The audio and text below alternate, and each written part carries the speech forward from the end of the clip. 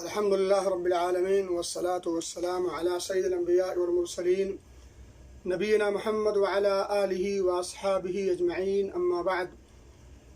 قال الله تعالى: أعوذ بالله من الشيطان الرجيم: وإذا سألك عبادي عني فإني قريب أجيب دعوة الداعي إذا دعان فليستجيبوا لي وليؤمنوا بي لعلهم يرشدون. وقال النبي صلی اللہ علیہ وسلم: الدعاء هو العبادة، رواہ الترمذی وصححہ الالبانی. معزز سامعین و ناظرین، رمضان المبارک کا مقدس اور بابرکت مہینہ اللہ رب العزت کی توفیق سے ہمیں میسر ہوا ہے. اللہ رب العزت سے دعا ہے کہ اللہ رب العزت ہمیں اس مبارک مہینے میں اللہ رب العزت کی رضا، اس کی خوشنودی کے تمام جتن کرنے کی توفیق دے، اور اسی طرح سے جہنم سے آزادی کا پروانہ حاصل کرنے کی توفیق دے. اللہ ہم سب کو انہی میں سے بنائے. میرے بھائیوں اور دوستو، اللہ رب العزت نے سورہ بقرہ میں تقریباً 5 آیات روزے سے متعلق ذکر کی ہیں.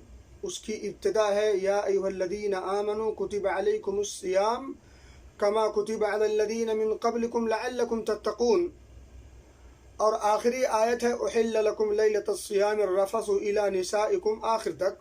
اس میں ہے آخر میں لعلہم یتقون، لعلکم تتقون، لعلہم یتقون، یعنی پہلی آیت میں بھی تقوی کا تذکرہ، اور آخری جو آیت ہے جو رمضان سے متعلق ہے وہاں بھی تذکرہ تقوی کا ہے.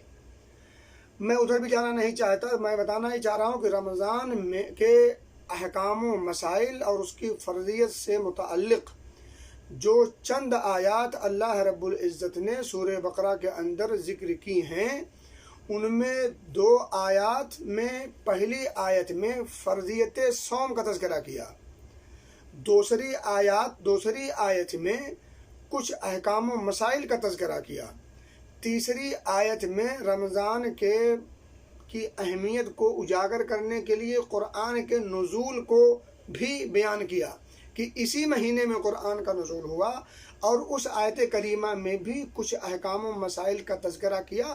پھر چلتے ہوئے آخر میں اللہ رب العزت نے ایک مکمل آیت دی جو 4تھی آیت ہے، یعنی رمضان کے روزوں سے متعلق.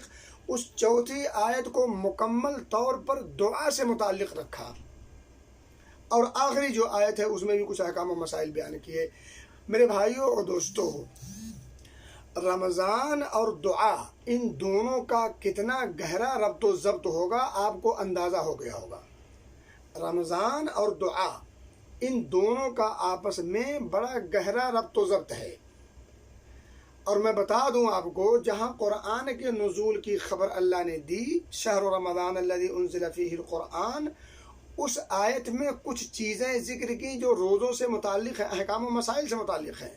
لیکن جب وَإِذَا سَأَلَكَ عِبَادِي عَنِّي فَإِنِّي قَرِيب کا تذکرہ کیا تو یہ مکمل آیت دعا سے عبارت ہے. میرے بھائیوں اور دوستو، دعا کس قدر اہم عمل ہے اور کس قدر اللہ رب العزت کی نگاہ میں محبوب اور پسندیدہ عمل ہے، بلکہ آپ یوں کہہ لیں کہ دعا ہی تو عبادت ہے. نبی مکرم صلی اللہ علیہ وسلم نے ترمذی کی روایت میں فرمایا: الدعاء هو العبادہ، دعا ہی تو عبادت ہے. اور آپ دیکھیں، حقیقت میں اگر آپ اپنی پوری زندگی کا مطالعہ کریں، پوری زندگی کا، اور پوری زندگی کے ان تمام اعمال کو جن کو آپ عبادت سے تصور کرتے ہیں، جن کو آپ عبادت کا نام دیتے ہیں، ان کو آپ بغور مطالعہ کریں تو آپ ان تمام اعمال میں دعا ہی دعا پائیں گے.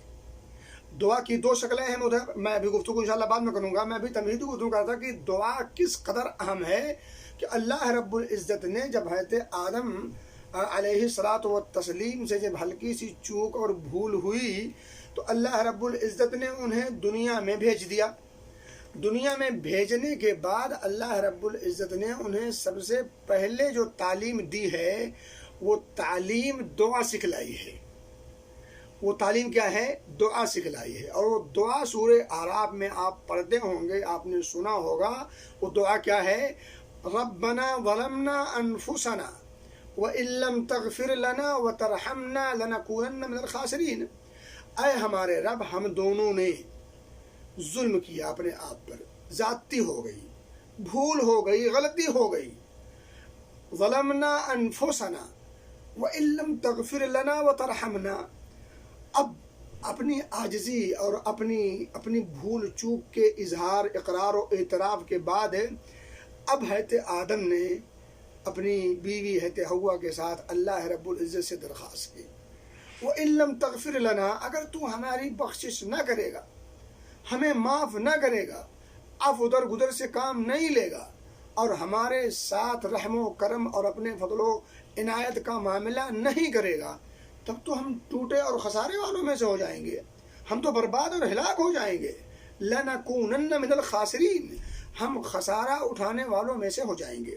میرے بھائیوں اور دوستو، نبی پاک صلی اللہ علیہ وسلم کی اگر آپ پوری زندگی کا مطالعہ کریں، آپ صلی اللہ علیہ وسلم کی پوری زندگی عبارت ہے دعاؤں سے. آپ اپنی زندگی میں پوری زندگی اگر آپ دیکھیں تو زندگی کا کوئی حصہ ایسا نہیں جہاں آپ صلی اللہ علیہ وسلم دعائیں نہ کر رہے ہوں. سو رہے ہیں تو دعا، خواب دیکھ رہے ہیں تو دعا، سونے سے اٹھنے کے بعد کی دعا، کھانے کی سے پہلے کی دعا، کھانے کے دوران اگر بھول جائیں تو دعا، کھانا کھا چکے تو دعا، پانی پینے کی دعا، دودھ پینے کی دعا، ان سے فراغت کی دعا، پیشاب و پاخانہ جانے کی دعا اور نکلنے کی دعا. اسی طرح سے میرے بھائیوں اور دوستوں، مسجد میں جانے، مسجد سے نکلنے کی دعا. اسی طرح سے اگر حالات دیگر گوں ہوں، مصائب و مشکلات میں گھرے ہوں تو اس کی الگ دعا، بیماری ہے تو اس کی الگ دعا. اور اسی طرح سے اپنے دوستوں سے مل رہے ہیں، مجلس لگی ہوئی ہے، مجلس کا کفارہ کی الگ دعا. اسی طرح سے اور بہت ساری دعائیں، بلکہ ایک محتاط اندازے کے مطابق اگر دیکھا جائے تو صحیح حدیثوں میں تقریباً 700 دعائیں مختلف اوقات میں مختلف انداز سے سکھلائی گئی ہیں. تقریباً 700 دعائیں صحیح حدیثوں کو اگر کی روشنی میں اگر دیکھا جائے تو تقریباً 700 دعائیں مذکور ہیں جو مختلف اوقات میں ہیں اور مختلف چیزوں کے لیے ہیں. اسی طرح سے آپ دیکھیں کہ قرآن مجید میں اللہ رب العزت نے اہل ایمان کو مختلف واقعات کے حوالے سے تقریباً 70 مرتبہ سے زائد دعائیں سکھلائی ہیں. مومنوں کو 70 مرتبہ سے زائد دعائیں سکھلائی ہیں. نبی اکرم صلی اللہ علیہ وسلم کی جو حدیثیں ہیں وہ 707 کے بعد 00 ہے، اور قرآن میں جو اللہ رب العزت نے مومنین کو جو دعا سکھلائی ہیں وہ 7 کے بعد 10 ہے. اب آپ اندازہ یہ تقریباً ہے، یعنی ایک احتیاط کے اندازے کے مطابق ہے، تو یہ بھی ضبط بات نہیں کہی جا سکتی. البتہ اس کو اگر ٹٹولا جائے اور گنا جائے، کاؤنٹ کیا جائے تو ٹھیک ہے، یہ بات بھی کہی جا سکتی ہے. تو کہنے کی بات یہ ہے کہ نبی پاک صلی اللہ علیہ وسلم کی پوری زندگی عبارت ہے دعاؤں سے. آپ دشمن میں گھرے ہوں تو الگ دعا ہے، حتیٰ کہ آپ اگر قرض دار ہیں تو اس کی دعا ہے، قرض دے رہے ہیں تو اس کی دعا ہے، قرض کے بوجھ تلے آپ دبے ہوئے ہیں تو اس بوجھ سے چھٹکارا چاہتے ہیں، اس بوجھ کو ختم کرنا چاہتے تو اس کی دعا ہے. کون سا زندگی کا ایسا شعبہ ہے جہاں نبی اکرم صلی اللہ علیہ وسلم نے دعائیں نہ سکھلائی ہوں؟ ایک بات مجھے یاد آ گئی جو میں بعد میں بات کروں گا، لیکن آ گئی ہے تو میں آپ کو بتا دوں کہ یہ جتنی دعائیں ہیں نبی اکرم صلی اللہ علیہ وسلم نے سکھلائی ہیں، ان دعاؤں میں سے کوئی دعا ایسی نہیں جو آپ نے خاص رکھی ہو کہ یہ فلاں کیٹیگری کے لوگ کریں گے تو دعا قبول ہوگی، اور یہ فلاں کیٹیگری نچلے طبقے والے یا جو ہے کمزور ایمان والے یا اسی طرح سے جو گنہگار لوگ ہیں وہ لوگ نہ کریں. ایسی کوئی دعا نہیں ہے. ہر دعا نبی اکرم صلی اللہ علیہ وسلم نے عام رکھی ہے. وہ اللہ رب العزت کا برگزیدہ اور مقرب بندہ ہو تب بھی، وہ عام قسم کا بندہ ہو تب بھی، اور ہم جیسا گنہگار اور معصیت اور نافرمانی میں لت پت بندہ ہو تب بھی سب کے لیے دعائیں سکھلائی گئی ہیں. دعائیں بھی عام ہیں اور اس عام دعا میں یہ بات بھی رکھی گئی ہے کہ یہ دعائیں کیوں کی جائیں گی. ظاہر سی بات ہے دعا اس لیے کی جاتی ہے تاکہ اللہ رب العزت قبول کر لے، اور اگر اللہ رب العزت ان دعاؤں کو قبول ہی نہیں کرے گا تو پھر دعا کرنے کی ضرورت کیا ہے؟ تو میرے بھائی دوستو، میں یہ کہہ رہا تھا کہ دعا بڑا اہم عمل ہے اور یہ عبادت ہے. اور آپ ویسے بھی دیکھیں، اگر تمام عبادات کو ملحوظ رکھیں، تمام عبادات، نماز ہے، روزہ ہے، حج ہے اور دیگر جو اعمال ہیں جو عبادات کے طور پر ہم کرتے ہیں، ان تمام اعمال کو بھی اگر آپ بغور مطالعہ کریں تو آپ کو لگے گا کہ یقیناً یہ ساری کی ساری عبادات دراصل دعا ہی ہیں. اب میں آپ کو ایک دو جھلک بتاؤں. اللہ کے رسول صلی اللہ علیہ وسلم نے نماز پڑھنے سے پہلے وضو سکھلایا. وضو ضروری ہے، اگر وضو آدمی نہ کرے تو اس کی نماز نہیں ہوتی، وضو کے بغیر نماز نہیں ہوتی. اب آپ وضو کرنا شروع کریں گے، بسم اللہ، وضو سے فارغ ہوں گے، دعا پڑھیں گے.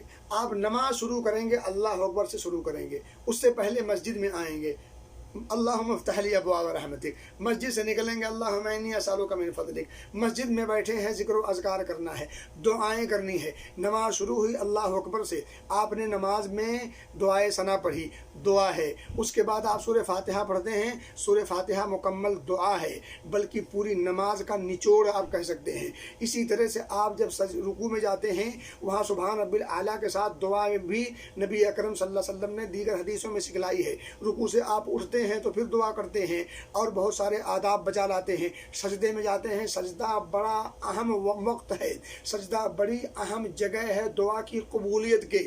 اور اسی طرح سے جب سجدے سے اٹھتے ہیں، بیٹھتے ہیں تو وہاں بھی دعا کرتے ہیں، رب اغفر لی رب اغفر لی، اللہم اغفر لی ورحمنی واہدنی وعافنی ورزقنی.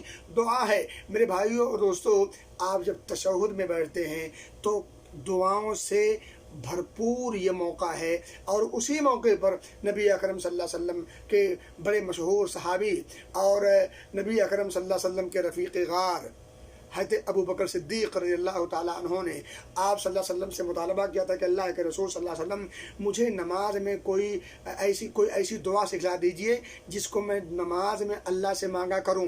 اس موقع پر نبی اکرم صلی اللہ علیہ وسلم نے تشہد کے موقع پر جو دعا سکھلائی وہ کون سی دعا تھی؟ اللہم انی ظلمت نفسی ظلما کثیرا ولا یغفر الذنوب الا انت فاغفر لی مغفرة من عندک وارحمنی انک انت الغفور الرحیم. میرے بھائیوں اور دوستو، تشہد میں مکمل انسان دعا ہی کرتا ہے. اور آپ کو بتا دوں، میں دعا دو طرح کی ہوتی ہے. ایک دعا ہوتی ہے دعائے مسئلہ، جس میں بندہ اپنے رب سے کچھ مانگ رہا ہوتا ہے. جو مانگ رہا ہوتا ہے وہ دو طرح کی چیزیں ہوتی ہیں. یا تو اللہ رب العزت سے بندہ اپنے لیے فائدے مند چیزیں مانگتا ہے. فائدے مند چیزیں وہ دنیاوی بھی ہو سکتی ہیں، اخروی بھی ہو سکتی ہیں.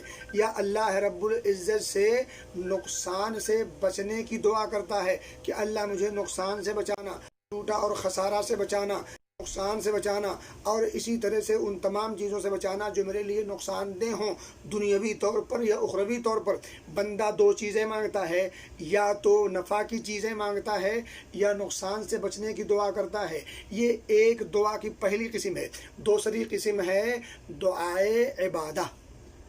دعائے عبادت میں کیا ہوتا ہے کہ انسان اپنی زبان سے یا اپنے حرکات سے یا دلی طور پر کوئی ایسی بات کہتا ہے، کوئی ایسی سوچ لاتا ہے، کوئی ایسا عمل کرتا ہے جس سے اللہ رب العزت کی عبادت مطلوب اور مقصود ہوتی ہے. اور اس عبادت سے اللہ رب العزت کا قرب، اس کا تقرب چاہتا ہے، اس کی رضا چاہتا ہے. اور یہ اس کی رضا، اس کا قرب ہی تو ہے جو اللہ رب العزت اسے طرح طرح کی نعمتوں سے نوازے گا، خصوصاً اخروی طور پر. تو اللہ رب العزت کی عبادت کرنا بھی دعا ہے اور اللہ رب العزت سے کچھ مانگنا بھی دعا ہے. ان دونوں میں آپس میں جو یگانگت ہے اور اسی طرح سے مماثلت ہے، جو دونوں میں آپس میں جوڑ ہے، وہ کیا ہے؟ یہاں بھی دعا میں بھی بندہ اللہ رب العزت سے امید لگاتا ہے، اللہ رب العزت سے امید لگاتا ہے. عبادت میں بھی بندہ اللہ رب العزت سے امید لگاتا ہے. دعا میں بھی بندہ اللہ رب العزت کے سے نقصان دہ چیزوں سے بچنے کا خوف نقصان دہ چیزوں سے بچنے کی امید لگاتا ہے اور نقصان دہ چیزوں سے بچتا ہے، نقصان دہ چیزوں کا اسے خوف لاحق رہتا ہے۔ عبادت میں بھی بندہ اللہ رب العزت سے اللہ رب العزت کے عذاب کا خوف کھاتا ہے۔ تو میرے بھائیوں اور دوستوں، دعائے مسئلہ ہو یا دعائے عبادت ہو، ان دونوں کا نچوڑ یہ ہے کہ یہ عبادت ہی عبادت ہے۔ میرے بھائیوں اور دوستوں، اسی طرح سے اور بہت ساری باتیں کہی جا سکتی ہیں، لیکن میں اس تمہید کو اب یہیں روک کر کے میں اب آگے چلتا ہوں اس آیت کریمہ پر، جو آیت کریمہ میں نے سورہ بقرہ کی پڑھی ہے۔ اور سورہ بقرہ کی یہ آیت کریمہ آیت نمبر 186 ہے، 786 نہیں، 186۔ اچھا، 786 کی بات یاد آئی تو ایک بات یاد رکھیں، 786 کا استعمال یہ نہ تو شرعاً جائز ہے، نہ عقلاً جائز ہے، اور نہ یہ نقلاً جائز ہے۔ کسی بھی طور پر اس کا ثبوت فراہم نہیں کیا جا سکتا۔ یہ بس ایک طرح کی ذہنی پیداوار ہے، جو پتہ نہیں کس کے ذہن میں یہ بات اگی، اور یہ اتنی اگی کہ اتنی جو ہے شہرت پا گئی کہ آج بڑے بڑے علماء اور بڑی بڑی ڈگری ہولڈر لوگ بھی اپنے خطوط کے شروع میں 786 لکھا کرتے ہیں۔ اب تو میرے خیال یہ رواج کم ہو گیا الحمدللہ۔ تو 786 نمبر نہیں، یہ 186 نمبر کی آیت ہے۔ اور 786 جب پوچھا جائے کیوں لکھتے ہیں تو کہتے ہیں تاکہ اللہ رب العزت کے ناموں کی بے حرمتی نہ ہو۔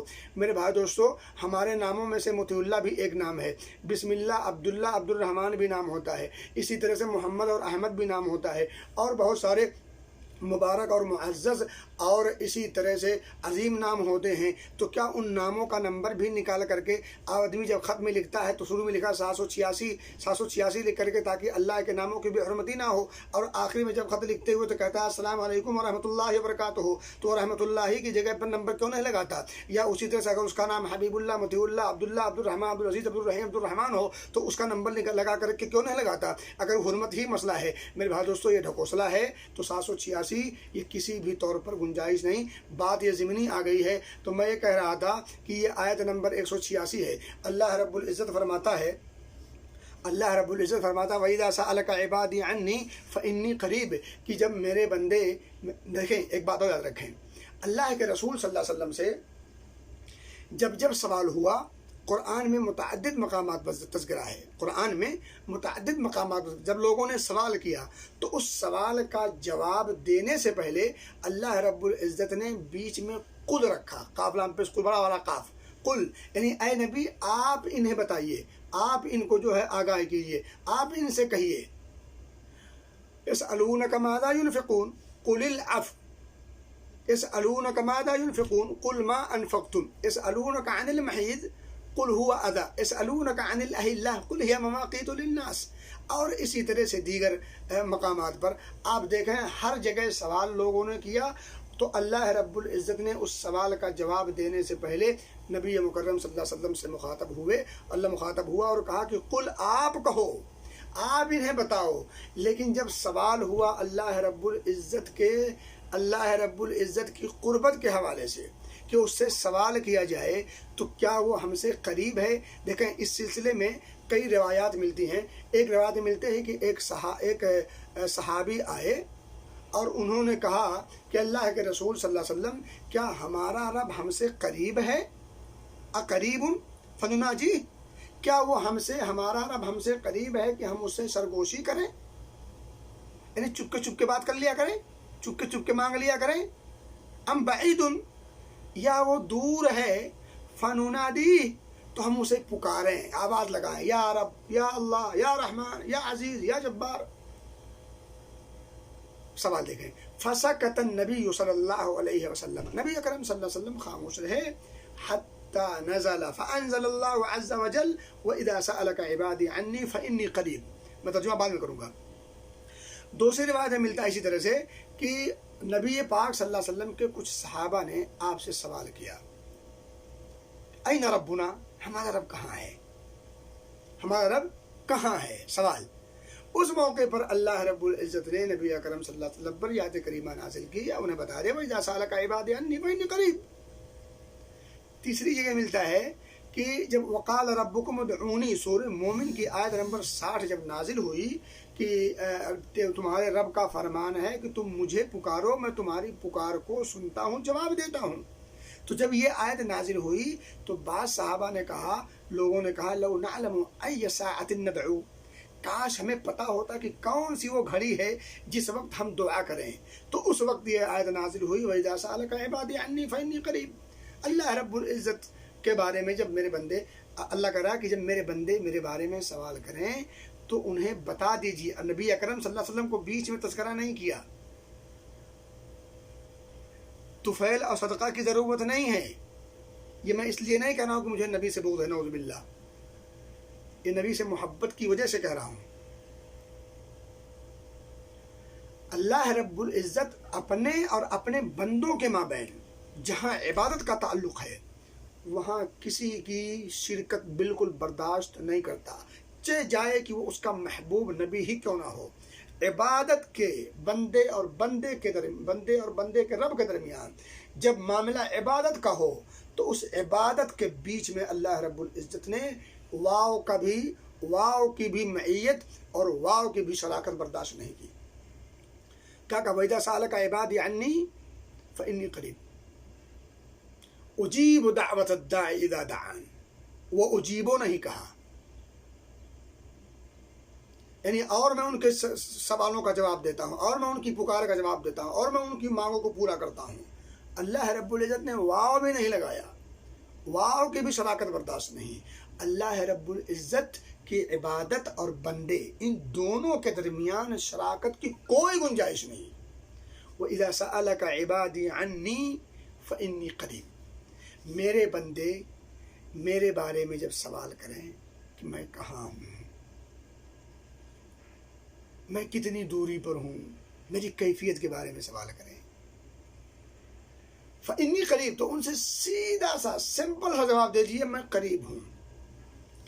میرے بھائی دوستو، یہ جو قربت ہے اللہ رب العزت کی یہ بھی دو طرح کی ہوتی ہے. ایک تو اللہ رب العزت اپنے علم کے حساب سے سارے بندوں سے قریب ہیں، تمام مخلوقات سے، جتنی مخلوقات ہیں ان تمام مخلوقات سے اللہ رب العزت بحیثیت علم کے اعتبار سے قریب ہے. لیکن اللہ رب العزت اپنے مقرب اور مومن برگزیدہ اور اچھے بندوں سے اپنی مدد، اپنی نصرت، اپنی تائید اور اپنی توفیق کے حساب سے قریب ہے. یہاں جو قربت ہے، قربت کا مطلب جسمانی نہیں، ذاتی نہیں. اللہ رب العزت کی قربت علم کے حساب سے بھی اور اس کی نصرت و تائید، ہیلپ، مدد اور توفیق کے حساب سے وہ بالکل قریب ہے. اور کتنا قریب ہے، نبی اکرم صلی اللہ علیہ وسلم کے صحابی کہتے ہیں کہ ہم کسی غزوے میں آپ کے ساتھ شریک تھے، جو ہم کسی بلند پہاڑی پر چڑھتے یا کسی بلند مقامات سے گزرتے تو ہم اللہ ہو کر بلند آواز سے تکبیر کہتے تھے. نبی اکرم صلی اللہ علیہ وسلم نے فرمایا کہ اے لوگو، تم اپنے آپ پر ترس کھاؤ، اپنے آپ پر رحم کرو، اپنے آپ کو ہلکان میں نہ ڈالو. اربعوا علی انفسکم فانکم لا تدعون اصم ولا غائبا، کہ تم کسی گونگے کو، کسی بہرے کو، گونگے اور بہرے کو نہیں پکار رہے ہو، کسی ایسے کو نہیں پکار رہے ہو جو غائب ہے. اللہ رب العزت، دیکھیں ایک بندہ جب دعا کرتا ہے تو جب اللہ سے دعا کرتا ہے تو اس کے ذہن میں یہ بات ہوتی ہے کیا کہ اللہ رب العزت عالم الغیب ہے، کہ اسے سب کچھ پتہ ہے، وہ سمیع و بصیر ہے، یعنی وہ سنتا ہے اور دیکھتا ہے کہ میرا بندہ، وہ اپنے بندے کو دیکھ بھی رہا ہے اور بندے کی پکار اور اس کے طلب کو وہ سن بھی رہا ہے. اور اس بندے کا یہ بھی ماننا اور ایمان اور عقیدہ ہوتا ہے کہ ان تمام چیزوں پر وہ تصرف کا حق اور اختیار بھی رکھتا ہے. یعنی بندے کی دعا کو، پکار کو وہ سن سکے، اس کے پاس وہ اتھارٹی ہے، وہ ملکہ ہے، وہ قابلیت، وہ قدرت، وہ اختیار ہے. اگر ان تمام چیزوں کا اعتقاد، ایمان اور عقیدہ ایک بندے کا نہ ہو تو پھر اس دعا کو دعا نہیں کہہ سکتے، اور پھر وہ دعا عبادت نہیں کہلائے گی. بلکہ اگر ان تمام خوبیوں سے ہٹ کر کے ایک انسان اگر دعا کرتا ہے تو پھر دعا قبول کیوں ہوگی؟ کیونکہ دعا کے جو آداب ہیں، جو ساری چیزیں ہیں، یہ ساری چیزیں کا उसने पासो लिहाज नहीं रखा। मेरे भाइयों और दोस्तों, तो मैं कह रहा था कि नबी अकरम सल्लल्लाहु अलैहि वसल्लम ने क्या फरमाया कि तुम अपने आप पर तरस खाओ, तुम जिसको पुकार रहे हो वो कोई गूंगा नहीं है, वो कोई बहरा नहीं है, बल्कि और वो गायब भी नहीं है, बल्कि जिसे तुम पुकार रहे हो वो तुम्हारे और तुम्हारे ऊँट के जो दरमियान जो फासला है, जो सवारी दरमियान जो फासला है, उससे भी ज़्यादा करीब है।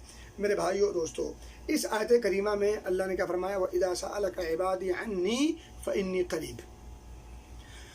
अल्लाह रब्बुल इज़्ज़त करीब है। और मैं बता दूँ आपको, करीब जगह के लिए सीढ़ी नहीं लगाई जाती।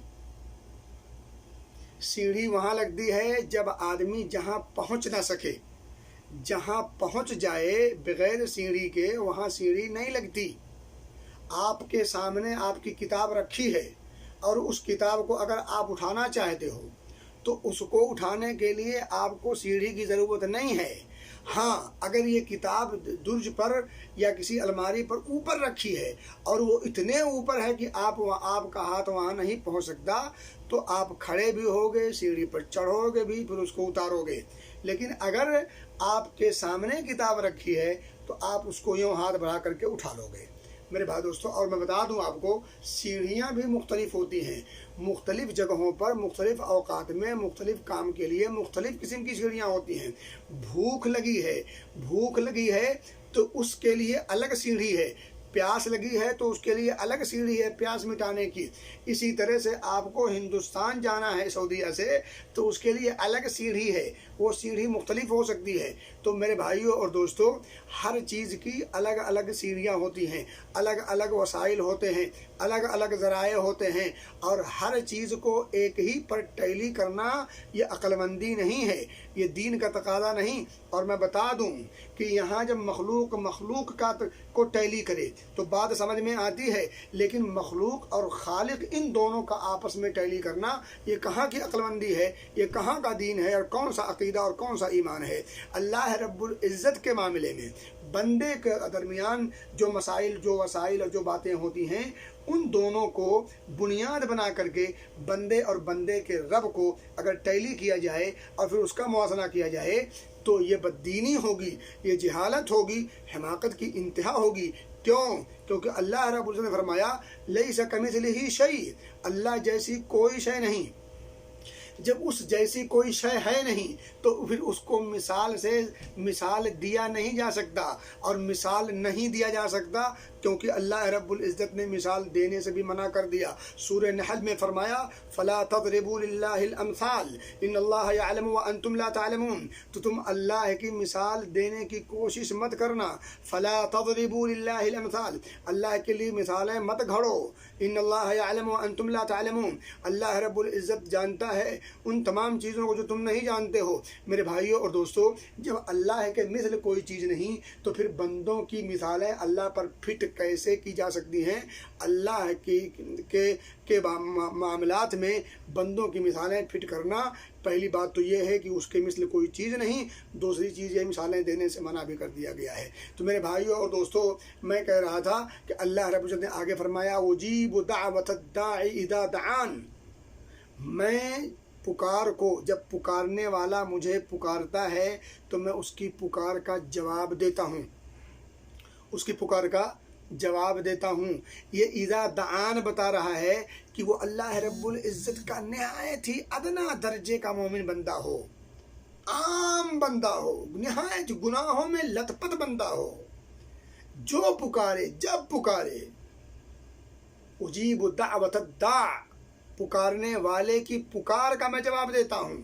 वो पुकारने वाला किस रंग का हो, किस कौम का हो, किस कबीले का हो, किस नहज का हो, ईमान के किस दर्जे पर हो, इसकी कोई तायीन नहीं की गई है, आम रखा है। जब भी इज़ा दान, जब भी पुकारे, जो भी पुकारे, जहाँ से पुकारे, जिस अंदाज से पुकारे, बस शर्त ये है कि आगे जो जुमला है उसका ख्याल रखे। फलियस्तजीबू ली, तो मेरी बातों को माने, मेरे अहकाम की बजाउरी करे, मेरे बातों को वो फॉलो करे, माने। वलियुमिनु बी, मुझ पर ईमान रखे।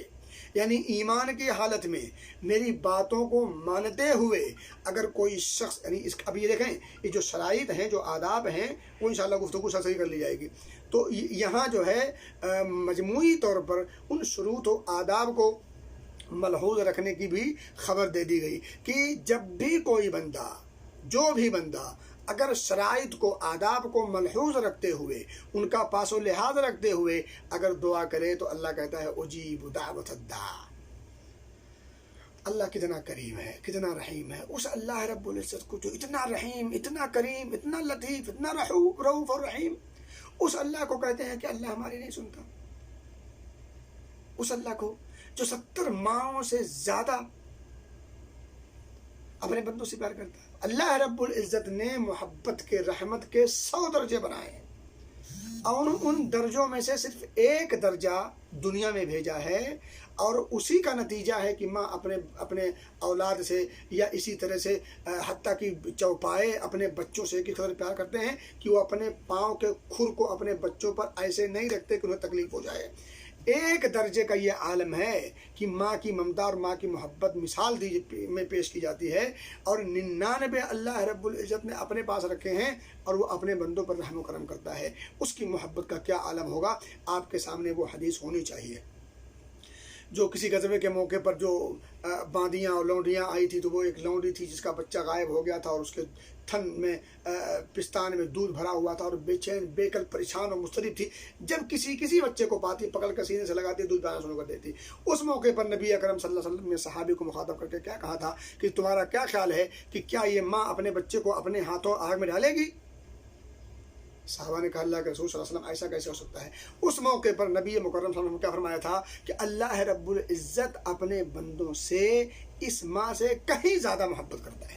وہ محبت کرنے والی ذات، اس پر اتنا بڑا الزام، اتنی بڑی تہمت، اس قدر یہ ظلم کی انتہا ہے. تو میرے بھائیو اور دوستو، اللہ رب العزت اپنے بندوں کی دعائیں سنتا ہے، اور سنتا نہیں بلکہ اپنے بندوں کی دعاؤں پر بندوں کو ابھارا ہے. اور دعائیں جب بندے کرتے ہیں تو وہ خوش ہوتا ہے. بلکہ آپ یاد رکھیں، من لم یسأل اللہ یغضب علیہ، اللہ رب العزت ایسے بندوں سے ناراض ہوتا ہے، ایسے بندوں پر اس کا غضب نازل ہوتا ہے جو اس کو یاد نہیں کرتے دعاؤں میں، جو اس سے دعا نہیں کرتے، جو اس سے مانگتے نہیں، جو اس سے فریاد نہیں کرتے، جو اس سے استغاثہ اور استدعاء نہیں کرتے، جو اس سے کچھ طلب نہیں کرتے. جو لوگ اس سے نہ مانگیں، اس سے وہ ناراض ہو، اور ہم یہ کہیں کہ وہ ہماری سنتا نہیں، وہ ہماری سنتا نہیں، یہ کہاں کا انصاف ہوگا؟ یہ کون سا ایمان ہے، اور کس ایمان کی بات آدمی کرتا ہے؟ تو میرے بھائیوں اور دوستو، تو دعا کی فضیلت اور اہمیت پر یہ میں نے جو ہے کچھ بے ترتیب، بے ہنگم، بے ڈھنگم کچھ باتیں کی ہیں. ان تمام باتوں سے دعا کی اہمیت کا بھی اندازہ آپ کو ہو گیا ہوگا، اور دعا کی فضیلت کا بھی اندازہ آپ کو ہو گیا ہوگا. میرے بھائیوں اور دوستو، اسی طرح سے اگر آپ چاہیں تو میں 1-2 حدیثیں میں آپ کو پڑھ دوں، اور بلکہ میں اب میرے خیال سے کہ میں اب بات آگے نہ بڑھاتے ہوئے 2-4 جو غلط فہمیاں ہیں اس کو بیان کر دوں، وہ ساری حدیثیں اس میں آ جائیں گی. تو میرے بھائیوں اور دوستو، سب سے پہلی بات یاد رکھیں کہ جب دعا کریں تو دعا میں دعا کی قبولیت کے جو شرائط ہیں ان کو ملحوظ رکھیں. دیکھیں، دعا کے جو شرائط ہیں، جو ہر کام کا کرنے کے کچھ آداب ہوتے ہیں، کچھ شرط ہوتی ہے. آپ کو سعودی یہاں سے گھر جانا ہے تو کچھ چیزیں ضروری ہوتی ہیں. آپ گھر جانا چاہتے ہیں تو آپ کے پاس پاسپورٹ بھی ہونا چاہیے، آپ کے پاس ٹکٹ بھی ہونا چاہیے، آپ کے پاس ویزا بھی ہونا چاہیے، اور آپ جانے کے لائق بھی تو ہوں، حالات بھی تو سازگار ہوں، حالات بھی سازگار ہوں، یہاں سے وہاں تک کے جانے کے مواقع بھی درست ہوں، اور آپ جانے کے لائق بھی ہوں، یعنی آپ سفر کرنے کے لائق ہوں، بیمار نہ ہوں، ایسے بیمار نہ ہوں جو آپ سفر کے اہل نہ ہوں. آپ کے پاس پاسپورٹ ہونا چاہیے، ویزا ہونا چاہیے، ٹکٹ ہونا چاہیے. تو کیا ان تمام کے بغیر آپ کا سفر ممکن ہے؟ آپ یہاں سے وہاں جا سکتے ہیں یا وہاں سے یہاں آ سکتے ہیں؟ نہیں آ سکتے. تو جس طرح سے ہر کام کے لیے کچھ شروط ہوتے ہیں، کچھ آداب ہوتے ہیں، اسی طرح سے دعا کی قبولیت کے بھی کچھ شروط ہیں، کچھ آداب ہیں. میرے بھائیوں اور دوستو، شرائط میں سے جو بڑی اہم چیزیں ہیں وہ قابل غور ہیں. ایک تو یہ ہے کہ مخلص ہو آدمی، دعا میں مخلص ہو، صرف اور صرف اللہ رب العزت کو پکارے، اور یہ ایمان ہو کہ وہ ہماری دعاؤں کو سنتا ہے، وہ ہماری پکار کو سنتا ہے، اور وہ ہماری ان تمام چیزوں کو دیکھ رہا ہے۔ اور اسی طرح سے میرے بھائیوں اور دوستوں، یہ ایمان و یقین ہو کہ وہ ہماری پکار کا صحیح جواب بھی دے گا، اور وہ ہمارے مطالبے کو پورا بھی کرے گا، اور اس پر وہ قادر ہے۔ تو میرے بھائی دوستو، اسی طرح سے کچھ بنیادی چیزیں یہ ہیں کہ دل جمعی اور حاضر قلبی ہو۔ کچھ لوگ ہوتا ہے کہ آپ دیکھیں عام طور پر لوگ ہاتھ اٹھائے، دعا کیا، دل کہیں اور ہے، زبان کہیں اور ہے، ہاتھ کہیں اور ہے، تو اس طرح سے آدمی میں یہاں ہوں، میرا دل کہیں اور ہے، تو اس طرح سے دعا قابل قبول نہیں ہوتی۔ دیکھیں، جو دل غافل ہو، ایسے زبان سے نکلے ہوئے الفاظ کی کوئی وقعت، کوئی حیثیت نہیں ہوتی۔ آپ کو میں بتاؤں، اگر آپ میرے سامنے بیٹھے ہوں اور آپ مجھ سے گفتگو کر رہے ہوں اور کچھ چیز مجھ سے مطالبہ کر رہے ہوں، اور آپ منہ پھیرے ہوئے ہوں، منہ آپ کسی اور طرف کیے ہوئے ہوں، یا آپ میری طرف متوجہ نہ ہوں اور یوں ہی آپ بات کر رہے ہوں، تو آپ مجھے بتائیں کیا یہ ادا مجھے اچھی لگے گی یا آپ کو اچھی لگے گی؟ اب آپ بتائیں، مالک الملک کے سامنے، ارحم الراحمین کے سامنے، رب العالمین کے سامنے، اس کے سامنے آپ کھڑے ہیں اور ہاتھ پھیلائے ہوئے ہیں، کچھ مانگ رہے ہیں، دل کہیں اور ہے، ہاتھ کہیں اور ہے، زبان کیا کہہ رہی ہے آپ کو پتہ نہیں ہے۔ تو دل جمعی، حضور قلبی بھی ہونا چاہیے۔ اور اسی طرح سے میرے بھائیوں اور دوستوں، اور بہت ساری باتیں ہو سکتی ہیں، لیکن ایک بات یاد رکھیں، مکمل اعتقاد و بھروسہ اور کامل یقین کے ساتھ ساتھ روزی حلال ہو، روزی حلال ہو۔ حرام رزق سے پلا ہوا شخص اور پھر اس کی زبان سے نکلے ہوئے الفاظ کی اللہ کے ہاں کوئی وقات نہیں ہوتی۔ ان اللہ تعالی طیب، صحیح مسلم کی روایت، لا يقبل الا طیبا، اللہ رب العزت پاکیزہ ہے، پاک ذات ہے، اور وہ پاکیزہ چیز ہی کو قبول کرتا ہے۔ لا يقبل الا طیبا، اس حدیث پاک میں ایک لمبی چوڑی گفتگو کی گئی ہے، اور اس میں ایک نقشہ کھینچا گیا ہے۔ نقشہ کیا کھینچا، میں آپ کو اشارہ کر دوں، شاید آپ نے سنا ہو۔ اس میں یہ ہے کہ اللہ رب العزت نے آگے جو تذکرہ کیا اس حدیث پاک میں نبی پاک صلی اللہ علیہ وسلم نے، کہ اللہ رب العزت نے عقل حلال اور اچھے اعمال کرنے کا حکم مومنوں کو بھی دیا ہے جیسے رسولوں کو بھی دیا ہے۔ یہ قرآن آیت دو آیت کا ٹکڑا وہاں پیش کیا ہے۔ اس کے بعد ثم ذکر الرجل یطیل السفر اشعث اغبر یمد یدیہ الی السماء یا رب یا رب ومطعمه حرام ومشربه حرام وملبسه حرام وغذي بالحرام فأنى يستجاب لذلك۔ ایک نقشہ کھینچا ہے، اور نقشہ کیسا ہے؟ آپ کو پتا ہوگا کہ مسافر کی دعا رد نہیں ہوتی، مسافر کی دعا رد نہیں ہوتی۔ اب یہ مسافر ہے، ثم ذکر الرجل یطیل السفر، لمبا سفر کر رہا ہے، یعنی لمبا مسافر ہے، یہاں سے ہم مکہ جا رہے ہیں، دمام سے 1300 کم سے کم 1400 کلومیٹر کا فاصلہ ہے، لمبا سفر ہے، اور پراگندہ بال پراگندہ حال ہے، اشعث اغبر یمد یدیہ الی السماء، آسمان کی طرف اپنے دونوں ہاتھوں کو اٹھائے ہوا ہے۔ آسمان کی طرف ہاتھ کیوں اٹھایا جانتے ہیں؟ رب السماوات والارض، اللہ رب العزت آسمانوں میں ہے، اور آسمانوں میں کہاں ہے؟ الرحمن علی العرش استوى ثم استوى علی العرش۔ یہاں دلیل ہے اس بات کی کہ اللہ رب العزت مومنوں کے دل میں نہیں رہتا، ہر جگہ نہیں رہتا، اللہ رب العزت اوپر ہے، اور اوپر کی تشریح اور وضاحت نص کے طور پر اللہ رب العزت نے قرآن میں 7 مرتبہ ذکر کی ہے، 7 مرتبہ۔ ثم استوى علی العرش الرحمن علی العرش استوى یمد یدیہ الی السماء یا رب یا رب۔ دیکھیں، ایک تو ہاتھ اٹھائے ہوا ہے، آداب، یا رب یا رب، یعنی اللہ رب العزت کو مناسب وقت کے حساب سے مناسب جملے استعمال کر رہا ہے، یہ وسیلہ ہے۔ یا رب، ہاتھ اٹھایا ہے، یہ وسیلہ ہے، سفر میں ہے، یہ وسیلہ ہے، یا رب کی پکار لگا رہا ہے، یہ وسیلہ ہے۔ اب دیکھیں، یا رب کر رہا ہے، مانگ رہا ہے۔ نبی مکرم صلی اللہ علیہ وسلم فرما رہے ہیں کہ اس کا کھانا پینا، لباس اور جسمانی نشو و نما سب کے سب حرام مال پر ہوئی ہے۔ فَأَنَّى يُسْتَجَابُ لِذَلِكَ، یہ دعا اس کی قبول کیوں کر ہو سکتی ہے؟ دعا کی قبولیت کے کچھ اسباب اس کے اندر ہیں، دعا کی قبولیت کے اسباب بھی ہیں، آداب بھی ہیں، لیکن میرے بھائیوں اور دوستوں، دعا کی قبولیت کے شرائط میں سے ایک واضح شرط مفقود ہے، نہیں پائی جاتی۔ فَأَنَّى يُسْتَجَابُ لِذَلِكَ، اس کی دعا قبول کیوں کر ہو؟ رد ہو گئی، رائے گاں، برباد۔ وہ قابل قبول نہیں ہوگی. ہم کہتے ہیں ہم دعا کرتے رہتے ہیں مگر دعائیں قبول نہیں ہوتی. میرے بھائی دوستو اس حوالے سے 2 بات یاد رکھیں. بات آ گئی تو سن لیں ورنہ پھر بعد میں کہیں بھول نہ جائے. پہلی بات تو یہ ہے کہ اللہ رب العزت سے دعا کریں یقین کے ساتھ اور امید کے ساتھ، مایوس نہ ہوں. دوسری چیز یہ ہے کہ دعا سے اکتائیں نہ، جلد بازی نہ کریں. حدیث میں بالکل کلیئر حدیث ہیں، حدیثوں میں موجود ہے یہ باتیں. ٹھیک ہے، اب چونکہ بات آ گئی تو میں یہیں پیش کر دیتا ہوں. تو کہنے کی بات یہ ہے کہ دعا کرتے وقت 2 چیزوں کا اور بھی خیال رکھیں. ایک تو یہ ہے کہ یقین و ایمان کے ساتھ ساتھ مایوس نہ ہوں اللہ کی رحمت سے، اور دعا کی قبولیت سے مایوس نہ ہوں، نا امید نہ ہوں، اور جلد بازی نہ کریں. دعا کرتے رہیں، اور مستقل یہ دعا ہے، عبادت ہے. آپ دعا کرتے رہیں. آپ کی مطلوبہ چیز اگر وقتی طور پر نہیں بھی ملے گی تو عبادت تو ہے نا. عبادت کا جو رنگ ہے وہ تو باقی ہے نا. اس کا اجر و ثواب اور نیکیاں آپ کے نامہ اعمال میں محفوظ ہے نا، جو آخر میں کام آئے گی. اور میں کہتا ہوں کہ اگر آدمی سمجھ جائے اس نقطے کو، اس فلسفے کو اگر سمجھ لے، تو میں کہتا ہوں دعا قبول ہو نہ ہو اس پر خوش ہونا چاہیے اس کو. کیوں؟ کیونکہ اگر قبول ہو گئی تو دنیا مل گئی، دنیا میں کوئی نعمت مل گئی، دنیا میں کوئی آسانی مل گئی. لیکن اگر نہیں ملی اور رب کے ہاتھ ذخیرے کے طور پر رکھ دی گئی اور اجر و ثواب اور نیکی شکل میں وہاں محفوظ کر دی گئی، اس سے بڑی خوش بختی اور خوش قسمتی کیا ہو سکتی ہے. تو بات یہ ہے کہ دعا کے بارے میں لوگ شکوہ کرتے ہیں کہ ہم دعائیں کرتے ہیں مگر قبول نہیں ہوتی. اور میرے بھائی دوستو، اللہ رب العزت سے شکوہ کرنا بنتا ہے؟ ایک عقلی بات سوچے ذرا، اللہ رب العزت سے شکوہ کرنا بنتا ہے؟ کسی کو حق ہے وہ شکوہ کرے، گلہ کرے اس سے؟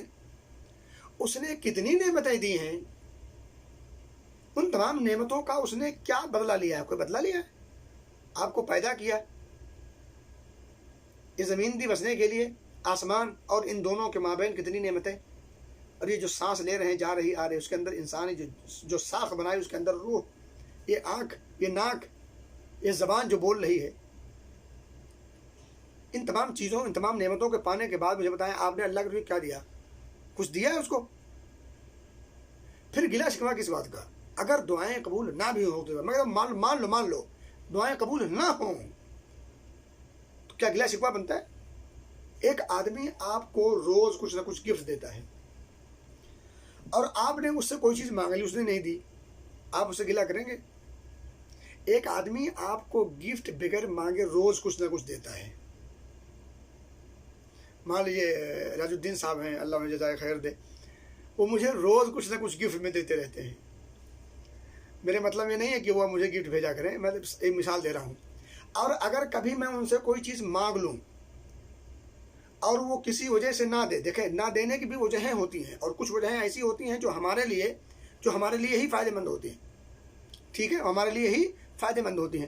اب کسی وجہ سے انہوں نے مجھے وہ مطلوبہ چیز جو میں نے مانگی نہیں دی، کیا میں ان سے شکوہ کر سکتا ہوں؟ روز مجھے گفٹ دیتے رہتے ہیں، روز گفٹ دیتے ہیں، اس کا شکر ادا کرنے کے بجائے میں ان سے شکوہ کرنے لگوں کہ انہوں نے مجھے آج میرے مطالبہ اور میری منہ مانگی چیز نہیں دی.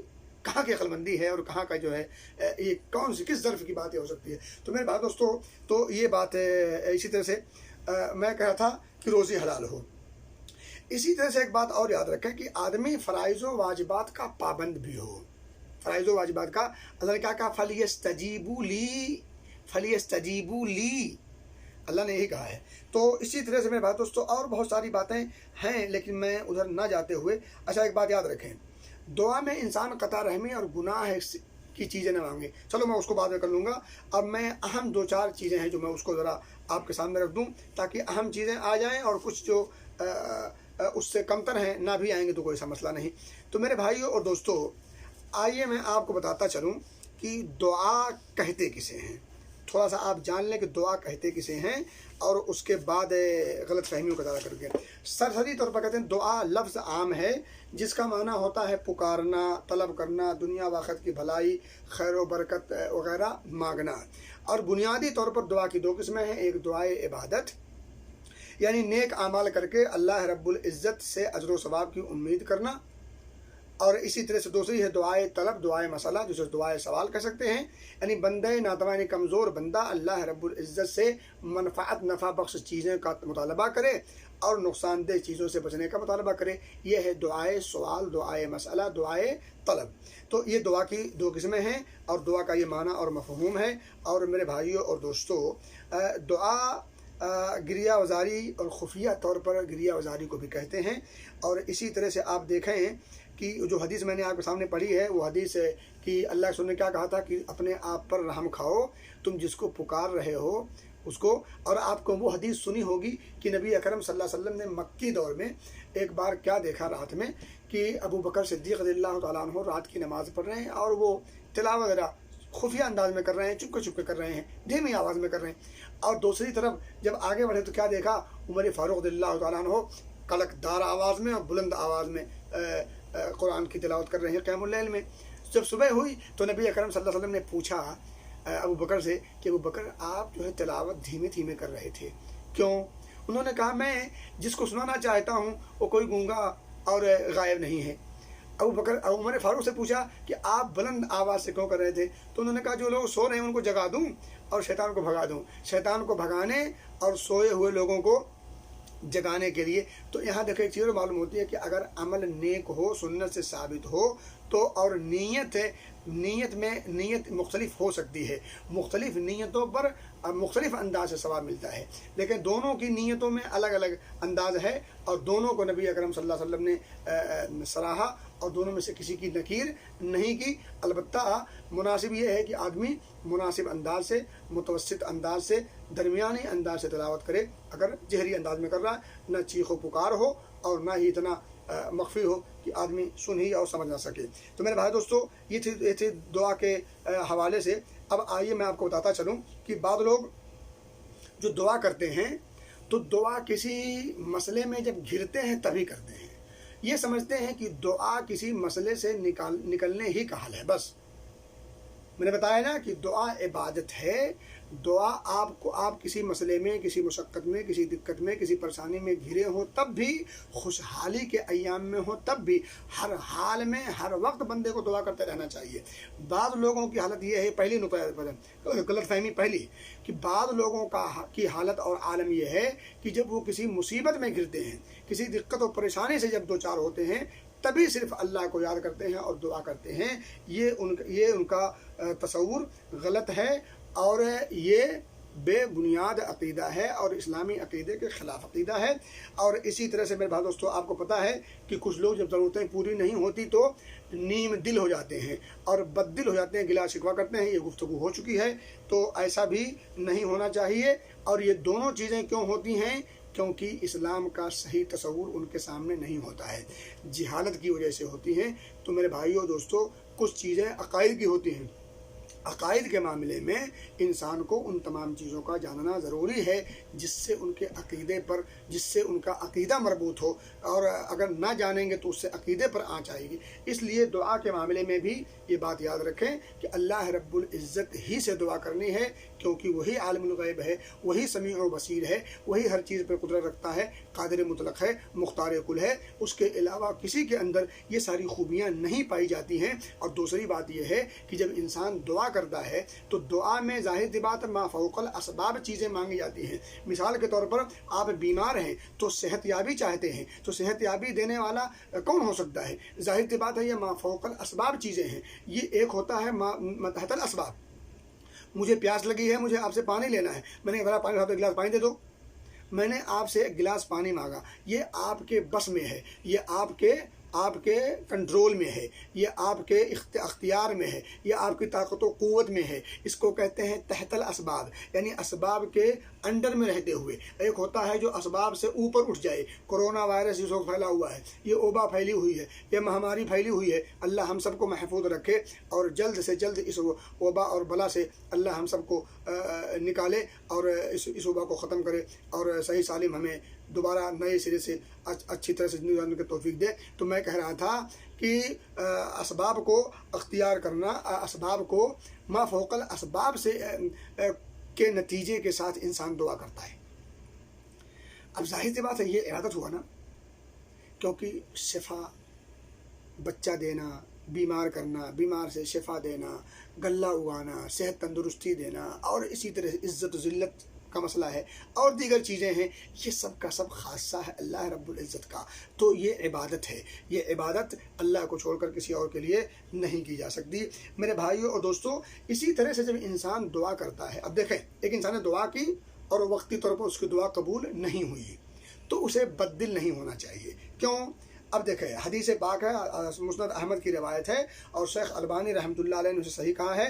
ابو سعید خدری رضی اللہ تعالیٰ عنہ اس کے راوی ہیں، وہ فرماتے ہیں کہ اللہ کے رسول صلی اللہ علیہ وسلم نے فرمایا کہ کوئی بھی مسلمان بندہ جب اللہ سے دعا کرتا ہے تو 3 چیزوں میں سے کوئی نہ کوئی چیز اسے ضرور ملتی ہے. ایک تو یہی کہ جو وہ مانگے وہ مل جائے.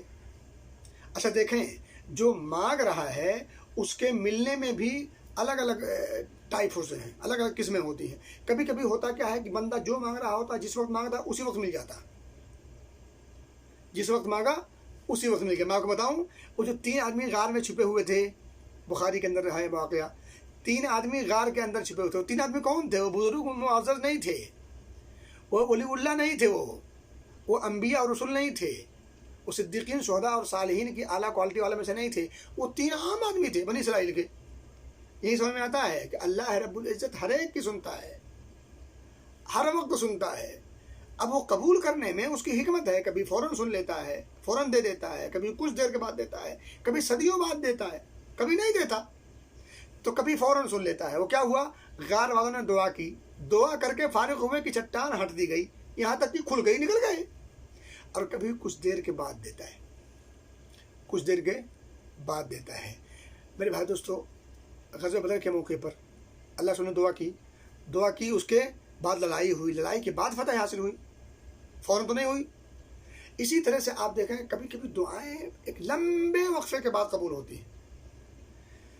حضرت ابراہیم نے دعا کی تھی، ربنا وبعث فیہم رسولا منہم یتلو علیہم آیاتک ویعلمہم الکتاب والحکمت ویزکیہم انک انت العزیز الحکیم. اے اللہ تو ان میں سے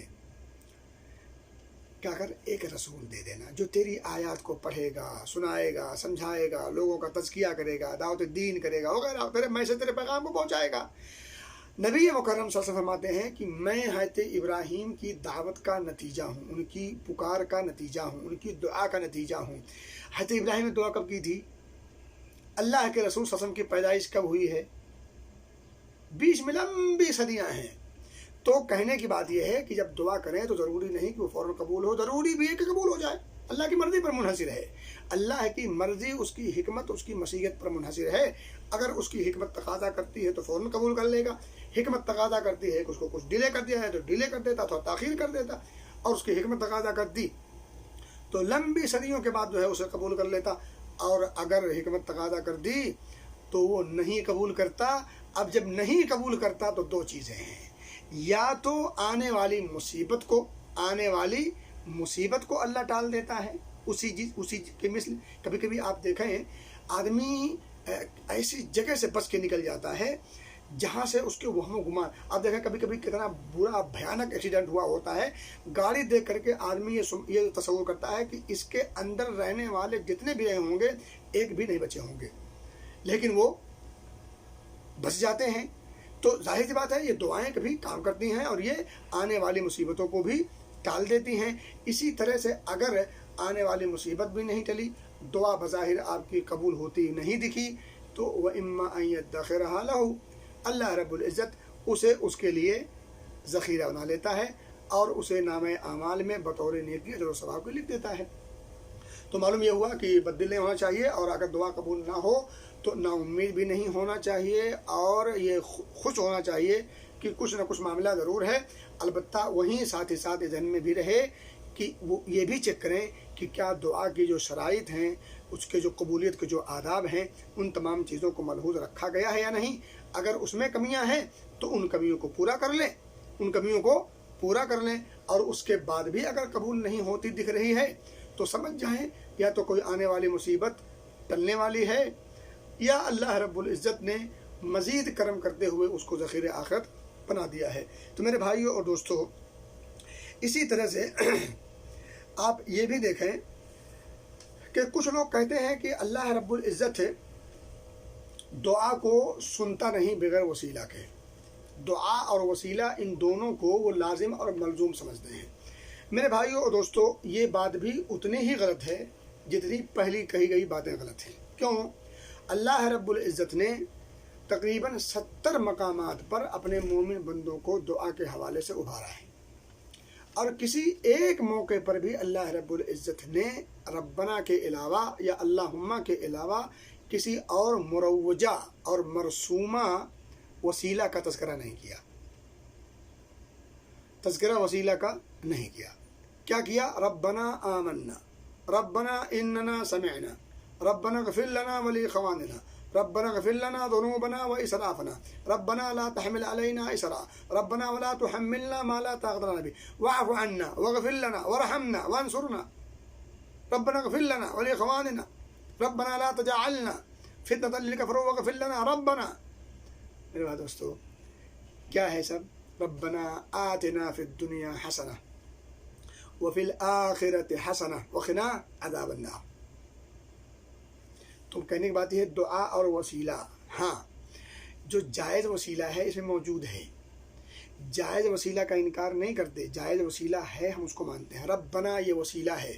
عاجزی انکساری کے ساتھ دعا کرنا یہ وسیلہ ہے. اپنی حاجت کو، مصیبت کو اور اپنی کمزوری کو پیش کرنا یہ وسیلہ ہے. اللہ رب العزت کے مناسب نام سے اس کو پکارنا یہ وسیلہ ہے. میرے بھائیوں اور دوستوں کا وَلِلَّهِ الْأَسْمَاءُ الْحُسْنَىٰ فَادْعُوهُ بِهَا، اللہ کے پیارے پیارے بہترین کچھ نام ہیں، اچھے میٹھے نام ہیں. ان میٹھے اچھے ناموں کے ذریعے سے اسے پکارا کرو. اللہ نے کیا فرمایا؟ اللہ کے کتنے نام ہیں؟ هو اللہ الذی لا الہ الا هو الملک القدوس السلام المؤمن المہیمن العزیز الجبار المتکبر، اور بہت سارے نام ہیں. اور آپ نے وہی حدیث یاد کی سنی ہوگی، حضرت عبداللہ ابن مسعود سے مروی ہے، لمبی حدیث ہے. اللہم انی عبدک وابن عبدک وابن امتک ناصیتی بیدک ماض فی حکم عدل فی قضاؤک.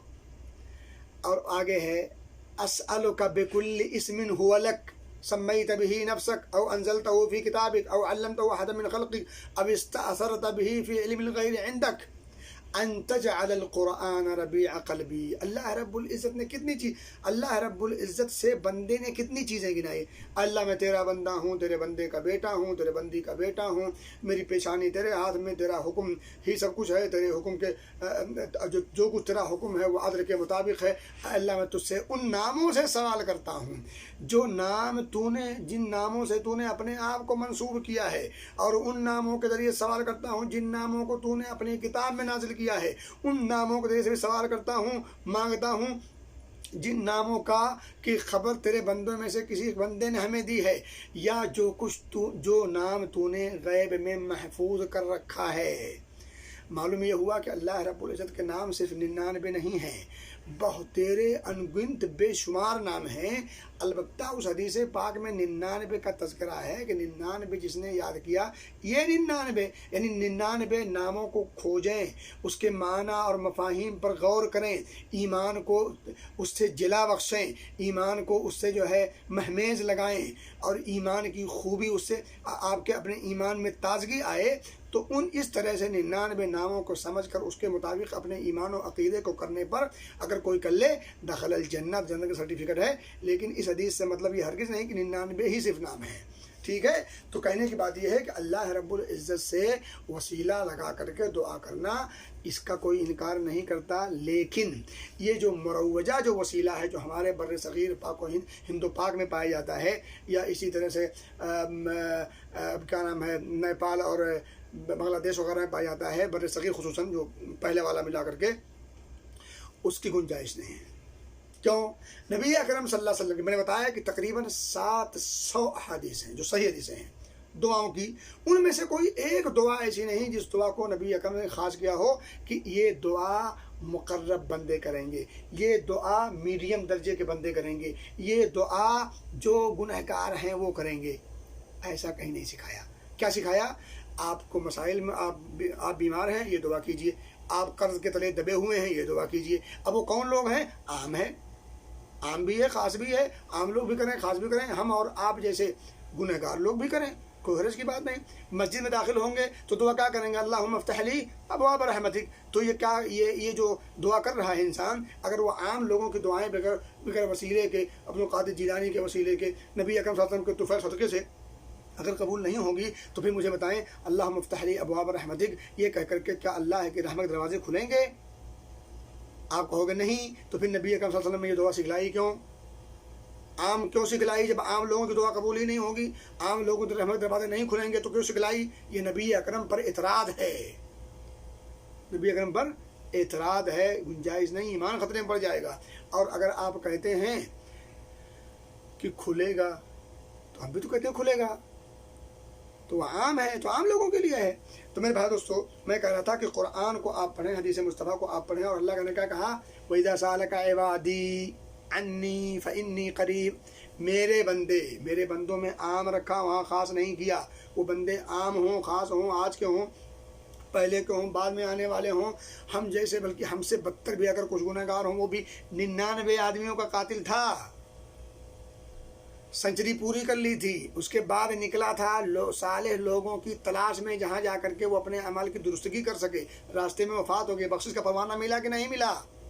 ملا. کون تھا؟ 100 آدمیوں کا قاتل تھا. ہم اور آپ کی نگاہ میں ذرا دیکھا وہ کتنا بڑا گنہگار ہے. اس کے گناہ کی عظمت کو دیکھتے ہوئے اور کتنا اس کی قباحت کو دیکھتے ہوئے اس پادری، اس درویش نے کیا کہا تھا؟ اس جو ہے عابد نے کہ 99 آدمیوں کا قتل تم نے کیا ہے، تمہاری دعا قبول ہوگی،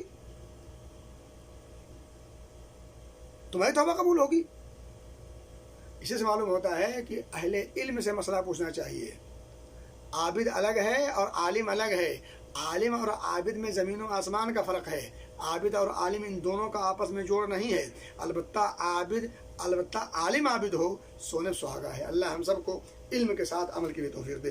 تو میرے بھائی دوستوں، میں کہہ رہا تھا کہ تمام انبیاء نے جو دعائیں کی ہیں قرآن میں موجود ہیں، وہ ساری کی ساری دعائیں لا الہ الا انت سبحانک انی کنت من الظالمین وسیلہ ہے. لا الہ الا انت، اللہ رب العزت کی وحدانیت اور ہر قسم کے عیوب و نقائص سے منزہ مبرہ ہونے کا اقرار کہ اللہ تو ہر قسم کے عیوب و نقائص سے منزہ مبرہ پاک ہے. سبحانک، تیری ذات پاک ہے شرک کی گندگی سے، آلائش سے، اور اس کی جو ہے قباحت سے. اسی طرح سے ہر قسم کے نقائص اور عیوب سے منزہ اور مبرہ اور پاک اور صاف ہے، اور تو ہی لائق عبادت ہے. انی کنت من الظالمین، ظالم تو میں تھا. اللہ نے کیا کہا؟ فَاسْتَجَبْنَا لَهُ وَنَجَّيْنَاهُ مِنَ الْغَمِّ. ہم نے ان کی پکار کو سنا ہی نہیں بلکہ انہیں اس غم سے نجات بھی دے دیا. وَكَذَلِكَ نُنْجِي الْمُؤْمِنِينَ. اللہ کہتا ہے کہ اسی طرح سے ہم مومنوں کو نجات دیتے ہیں. مومنین کا لفظ ہے، مومنین وہ عام قسم کے ہوں، خاص قسم کے ہوں، ہر مومن اس میں شامل ہے. ہر مومن اگر اللہ رب العزت سے وہ جائز وسیلے کو سامنے رکھتے ہوئے، اور میں بتا دوں جائز اور ناجائز وسیلہ کی ایک مثال دے دوں آپ کو، بڑی بھوڑی مثال ہے. بھوڑی اس لیے جلدی سمجھ میں آئے گی. مثالیں بہت ساری دے سکتی ہیں. ایک مثال تو یہ ہے کہ آپ کو بھوک لگی ہے، آپ کو بھوک مٹانی ہے، تو ایک یہ ہے کہ آپ حلال طریقے سے کوئی چیز کھا لیں، حلال طریقے سے کوئی چیز حاصل کریں، کھا لیں، بھوک مٹ جائے گی. ایک یہ ہے کہ آپ نے ان کا دیکھا، اٹھایا، کھا لیا، حرام ہے، بھوک تو مٹی. بھوک مٹانے کا وسیلہ تھا وہ صحیح جس سے آپ نے بھوک مٹائی ہے، لیکن وہ حرام تھی آپ کے لیے. اسی طرح سے میرے بھائی دوستو، وسیلہ میں بھی کچھ چیزیں جائز ہیں، کچھ چیزیں حرام ہیں، اور کچھ اس حد تک حرام ہیں جو شرک تک پہنچتی ہیں. اگر کوئی آدمی وسیلہ لگاتا ہے نبی اکرم صلی اللہ علیہ وسلم کے، اللہ کے رسول صلی اللہ علیہ وسلم آپ ہماری دعاؤں کو قبول کیجئے، یہ شرک ہے.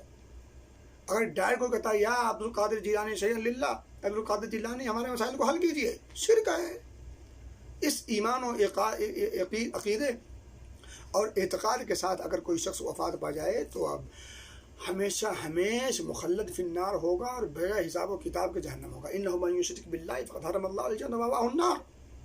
میرے بھائی دوستو، تو میں کہہ رہا تھا کہ بغیر وسیلہ کہ اللہ رب العزت دیکھیں، دعا اور دوا اس میں فرق بھی ہے. دعا اور دعا جو ہوتی ہے وہ ما فوق الاسباب ہوتی ہے، دعا ہوتی ہے تحت الاسباب ہوتی ہے، اور دوا کرنے کا جو دوا ہوتی ہے تحت الاسباب ہوتی ہے، اور اس کا حکم شریعت نے دیا ہے. اور جب انسان دوا کھاتا ہے تو اعتقاد یقین ہوتا ہے کہ شافی وہ ہے، دوا کھانے کا حکم اس نے دیا ہے، مگر اس کے باوجود اس دوا میں شفا اس نے رکھی ہوگی تو شفا ہوگی، اس کی چاہت اور منشا ہوگی تو ہوگی، ورنہ نہیں ہوگی، یاد رکھیے۔ تو وسیلہ اور دعا یا دوا کو وسیلہ سمجھ کر کے گڑبڑ کرنا اور اسے جو ہے خلط ملط کرنا، اس کو وہم ڈالنا، اس وسیلے میں ڈالنا، یہ بے بنیاد باتیں ہیں۔ یہ 2-3 باتیں ہوئیں، اور اسی طرح سے دوستوں میں آخری بات آپ کو بتا دوں جو بڑی سب سے زیادہ اہم ہے، وہ بات بیان کر کے میں بات ختم کر دوں، بات میرے خیال لمبی ہو گئی، لیکن بہرحال کچھ لوگ کہتے ہیں کہ اللہ رب العزت گنہگاروں کی دعا قبول نہیں کرتا۔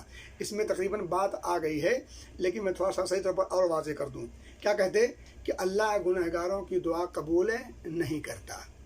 یہ اللہ پر بہت بڑا بہتان ہے، اور اس عقیدے کی وجہ سے اللہ رب العزت سے انسان کا رشتہ کٹ جاتا ہے۔ اللہ کے بندے وہ اگرچہ مقرب ہوں، پھر وہ ان سے اپنے رشتوں کو اس طرح سے جوڑ لیتا ہے جس طرح سے رشتہ اللہ سے جوڑا جاتا ہے۔ اس سے بڑی بددیانتی اور اس سے بڑی بددینی، بدعقیدگی اور کیا ہو سکتی؟ تو میرے بھائی دوستو، میں آپ کو بتاؤں کہ انبیاء میں، انسانوں میں، مخلوقات میں سب سے بڑے، ظاہر سی بات ہے، انبیاء ہوتے ہیں، اور انبیاء میں جو سب سے زیادہ اہم ہیں وہ 5 ہیں، نوح، ابراہیم، موسیٰ، عیسیٰ اور نبی پاک صلی اللہ علیہ وسلم۔ اور ان 5 میں جو سب سے اعلیٰ ہیں ہمارے نبی محمد رسول اللہ صلی اللہ علیہ وسلم، وہ ہیں۔ اب میں ذرا آپ کو بتاتا ہوں ان تینوں کیٹیگری میں سے آپ کو بتاؤں۔ حضرت آدم کا قصہ آپ کے سامنے ہے، دعا کی ربنا ظلمنا انفسنا، ٹھیک ہے، دعا قبول ہو گئی۔ اب میں آپ کو بتاؤں کہ کچھ انبیاء ایسے ہیں جنہوں نے دعا کی اور قبول نہیں ہوئی، قرآن میں ہے، میں قرآن کی بات کر رہا ہوں۔ حضرت نوح نے اپنے بیٹے کو جب ڈوبتا ہوا دیکھا تو کیا دعا کی تھی؟ وَنَادَى نُوحٌ رَبَّهُ فَقَالَ رَبِّ إِنَّ ابْنِي مِنْ أَهْلِي وَإِنَّ وَعْدَكَ الْحَقُّ۔ اللہ نے وعدہ کیا تھا کہ میں تیرے اہل کو بچاؤں گا، تیرے اہل کو ضائع اور برباد نہیں کروں گا۔ جب بیٹا اپنی آنکھوں کے سامنے ڈوبتا ہوا دیکھا تو شفقت پدری، باپ ہوتا ہے نا، شفقت پدری غالب آئی اور کہا رب ان ابنی من اہلی، میرے رب، کس کو بلایا؟ حضرت آدم کا وسیلہ نہیں بنایا، رب ان ابنی، اے میرے رب، میرا بیٹا من اہلی، میرے اہل میں سے ہے۔ نوح علیہ السلام نے بغیر وسیلے کے ڈائریکٹ اللہ کو پکارا اور وسیلہ لگایا ہے، رب والا، رب یہ وسیلہ ہے، جائز وسیلہ کی جو شکل ہے، ٹھیک ہے۔ تو اللہ نے کیا کہا؟ یا نوح انہو لیس من اہلک انہو عمل غیر صالح۔ اللہ رب العزت نے دعا قبول بھی نہیں کی اور کچھ تنبیہ بھی کر دی اور جھڑک بھی دیا، فلا تسألنی ما لیس لک بہ علم، جس چیز کا علم نہ ہو اس چیز کے بارے میں مجھ سے آئندہ سوال نہ کرنا۔ انی اعظک، میں تمہیں نصیحت کرتا ہوں، ان تکون من الجاہلین۔ میرے بھائی دوستو، حضرت نوح علیہ السلام کے یہ بیٹے کا تذکرہ، اور آپ کو پتہ ہے حضرت ابراہیم نے دعا کی تھی اپنے باپ کے لیے، اللہ نے منع کر دی، باپ آپ کا مشرک ہے، دعا نہیں کر سکتے۔ اور آپ کو وہ پتہ ہوگا، وہ حدیث شاید کسی نے کہیں آپ نے سنی ہو کبھی، اللہ رب العزت قیامت کے دن ان کے ابو کو، ان کے باپ کو بجو کی شکل میں لا کر کے ان کے سامنے بجو کی شکل دے دے گا اور کھینچ کر کے جہنم میں، فرشتوں کو حکم ہوگا کہ اس کو ٹانگ کھینچ کر کے جہنم میں ڈھکیل دو۔ کون ہے یہ؟ جلیل القدر، اولو العزم من الرسل میں سے ایک نبی ہے، یہ رسول ہیں۔ نبی اکرم صلی اللہ علیہ وسلم ان کے بارے میں کیا کہتے ہیں کہ میں ان کی دعاؤں کا نتیجہ ہوں، ان کی اتباع کا حکم نبی اکرم صلی اللہ علیہ وسلم کو ہوا، ان اتبع ملت ابراہیم حنیفا۔ اور ابراہیم کون تھے؟ ان ابراہیم کان امتا قانتا للہ حنیفا، یہ مکمل تنہا اکیلے ایک امت تھے، توحید کی اس قدر رسیہ تھے اور اس قدر خوبی توحید سے لائق تھے، اللہ رب العزت نے ان کی ان خوبی کو اجاگر کیا قرآن میں متعدد مقامات پر۔ اور شرک سے کس حد تک بیزار تھے کون نہیں جانتا، اس حد تک اللہ کا مقرب اور برگزیدہ بندہ نبی اکرم صلی اللہ علیہ وسلم کو جس کی اطاعت کا، اتباع کا حکم دیا گیا ہو، اس کی یہ بات رد کر دی گئی۔ اب اس سے بڑا بزرگ کہاں ملے گا؟ اب اتنے بڑے بزرگ کی بات اگر رد ہو سکتی ہے تو پھر یہ بات کہی جا سکتی ہے کہ اللہ بزرگوں کی رد نہیں کرتا اور ہم جیسے فقیروں کی سنتا نہیں؟ ہم جیسے فقیروں کی بھی سنتا ہے، ہم جیسے فقیروں کی رد بھی کرتا ہے، بڑے بڑے بزرگوں کی بھی سنتا ہے، بڑے بڑے بزرگوں کی بھی رد کر دیتا ہے۔ البتہ بزرگوں کی اکثر قبول کر لیتا ہے، کچھ رد کرتا ہے، ہماری اکثر رد کر دیتا ہوگا، ٹھیک ہے، لیکن یہ عقیدہ غلط ہے۔ میرے بھائیو دوستو، نبی مکرم صلی اللہ علیہ وسلم نے اپنی امت کے تئیں دعا کی تھی، 3 دعائیں کی تھی۔ ایک تو یہ ہے کہ قحط سالی سے میری پوری امت ہلاک نہ ہو، پوری امت قحط سالی سے، صحیح مسلم کی روایت ہے، پوری امت قحط سالی سے ہلاک نہ ہو، دعا قبول کر لی گئی۔ پوری امت غرق نہ ہو، دعا قبول کر لی گئی۔ آپ نے دعا کی کہ میری امت خانہ جنگی سے دوچار نہ ہو، دعا قابل قبول نہیں ہوئی۔ کس نبی کی بات میں کر رہا ہوں؟ اس نبی کی جو نبیوں کا سردار، امام الانبیاء والرسل ہے۔ آپ کو بتاؤں، نبی اکرم صلی اللہ علیہ وسلم نے اپنی ماں کے لیے، اپنی ماں کی قبر کی زیارت کی، اللہ سے طلب کیا، دعا کی۔ اللہ رب العزت نے اپنی ماں کی قبر کی زیارت کا اذن اور حکم تو دے دیا، لیکن اپنے ماں کے استغفار کرنے کا حکم نہیں دیا۔ میرے بھائی دوستو، اسی طرح سے آپ کو پتا ہوگا کہ اللہ کے رسول صلی اللہ علیہ وسلم نے ابی بن سلول کے لیے دعا کرنا چاہی تھی، بلکہ دعا کر دی تھی۔ اللہ نے کیا کہا؟ استغفر لهم او لا تستغفر لهم ان تستغفر لهم 70 مرہ فلن یغفر اللہ لهم۔ آپ استغفار کی بات کرتے ہیں، ایک بار 70 مرتبہ بھی یہ کہا جاتا ہے نہیں، بالکل قبول نہیں ہوگی۔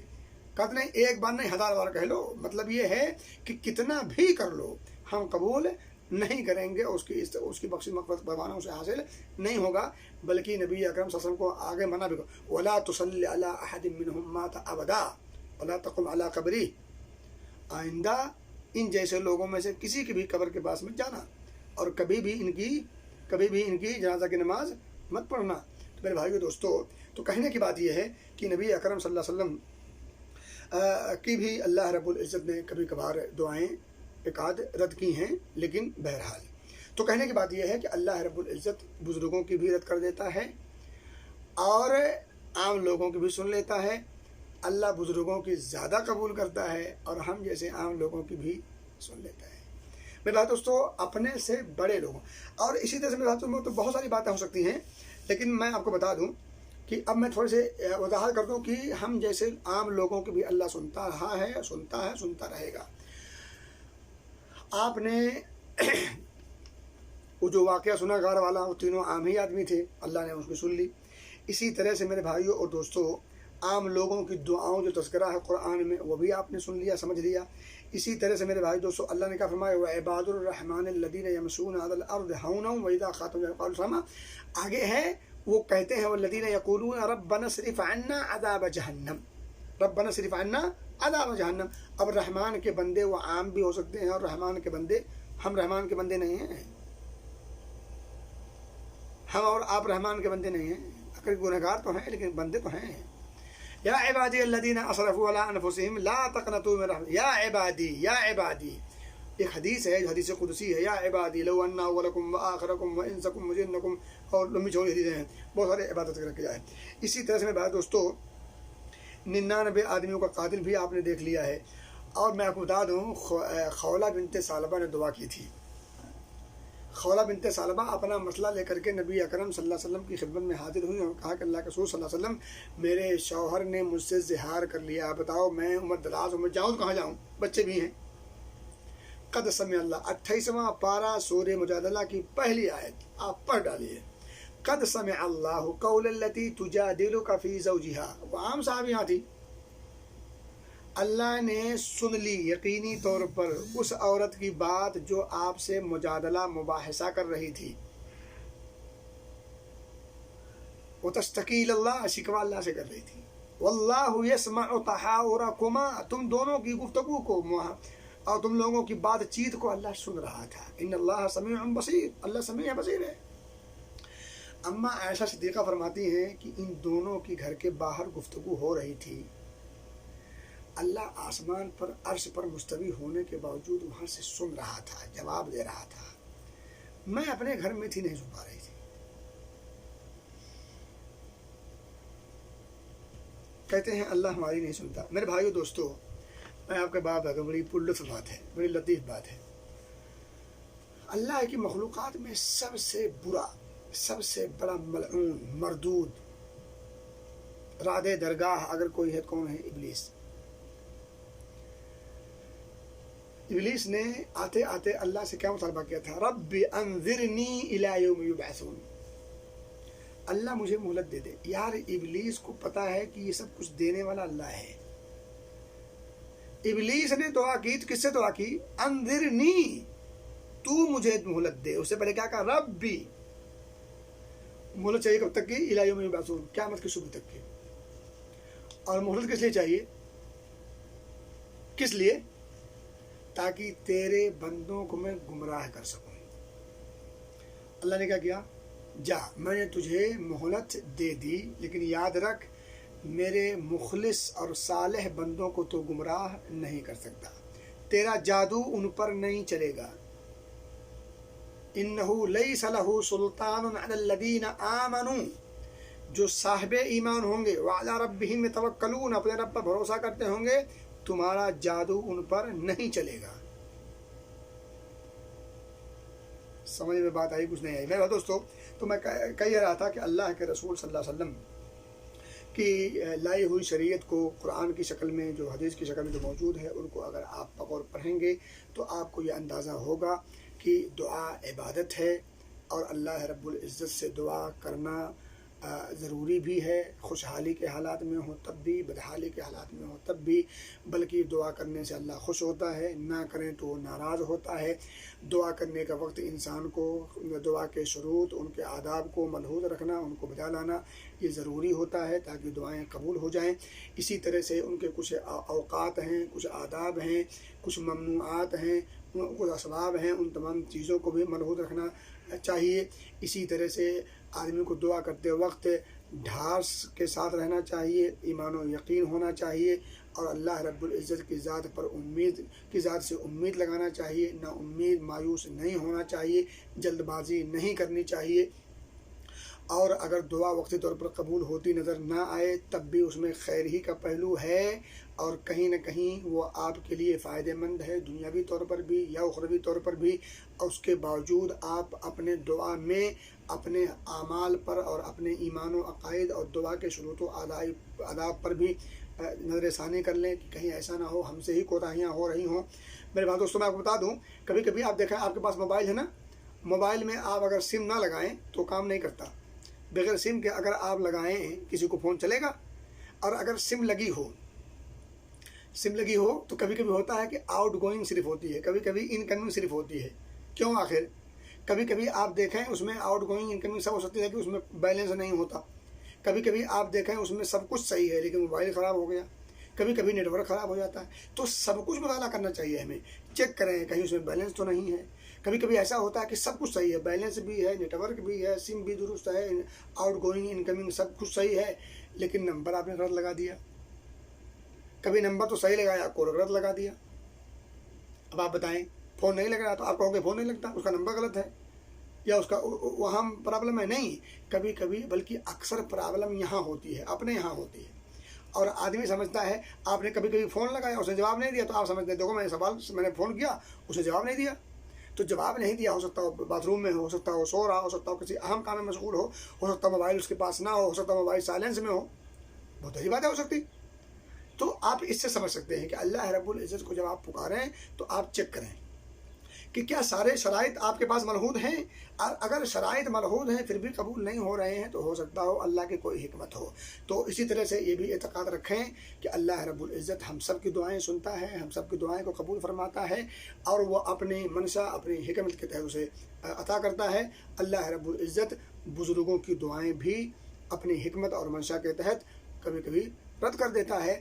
تو یہ عقیدہ ذہن سے نکال دیں کہ وہ ہماری سنتا نہیں اور ان کی رد نہیں کرتا، کیونکہ یہ عقیدہ رکھنے سے ایک انسان اللہ رب العزت سے اپنے رشتے کو کاٹ لیتا ہے، اللہ رب العزت سے بددل ہو جاتا ہے، اس سے اس کی جو ہے اس کا جو تعلق ختم کر لیتا ہے، اور وہ تعلق جو ایک بندے کا اللہ سے ہونا چاہیے وہ تعلق انسان اللہ سے کاٹ کر اپنے جیسے یا کسی اہم یا خاص مقرب بندے سے اپنے رشتے کو جوڑ لیتا ہے، جس سے انسان اپنے ایمان و عقیدے سے ہاتھ دھو بیٹھتا ہے اور شرک اور کفر جیسی گندگی میں اپنے آپ کو ڈھکیل لیتا ہے۔ یہ تھی چند کچھ بے ترتیب باتیں۔ اللہ سے دعا ہے کہ اللہ رب العزت ہمیں دعا کے مقام کو، اس کی اہمیت کو سمجھنے کی توفیق دے، اور اس کی فضیلت اور اس کی افادیت کو سامنے رکھنے کی توفیق دے، اور پھر ہمیں اللہ رب العزت میں ہر حال میں دعائیں کرنے کی توفیق دے، اور اللہ ہماری دعاؤں کو قبول فرما، اور ہمارے دعا کے حوالے سے جو کچھ ہمارے اندر بدعقیدگیاں اور غیر اسلامی تصور پائے جاتے ہیں، اللہ ان تمام باطل تصورات کو اور غیر اسلامی تصورات کو ذہن سے کھوچنے کی توفیق دے، اور جو اسلامی تصورات ہیں انہیں سمجھنے کی، پرکھنے کی توفیق دے، اور ان پر حفظ جاں اور ان پر عمل پیرا ہونے کی توفیق دے، آمین۔ وآخر دعوانا ان الحمد للہ رب العالمین۔ السلام علیکم ورحمۃ اللہ وبرکاتہ۔